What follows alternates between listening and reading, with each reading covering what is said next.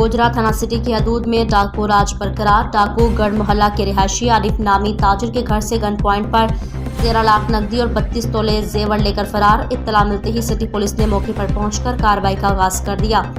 गोजरा में डाकू बेलगाम जो पुलिस की कारकर्दगी पर सवालिया निशान बन गए। डाकू की गुड़ मोहल्ला में आरिफ नामी ताजिर के घर डकैती की बड़ी वारदात। 2 डाकू गन पॉइंट पर 13 लाख नकदी और 32 तोला जेवरात ले उड़े। इत्तला मिलते ही सिटी पुलिस भी मौके पर पहुंच गई। सिटी पुलिस ने क्राइम सीन यूनिट को तलब कर लिया। मोहल्ले में लगे सीसीटीवी कैमरों को भी चेक किया जा रहा है। मीडिया से गुफ्तगू करते हुए मुतासरा फैमिली ने वज़ीर आला पंजाब मरियम नवाज, IG पंजाब, RPO फैसलाबाद से मुतालबा किया हमारे मुलजिमान को पकड़कर कैफरे किरदार तक पहुंचाया जाए और हमारा नुकसान पूरा किया जाए।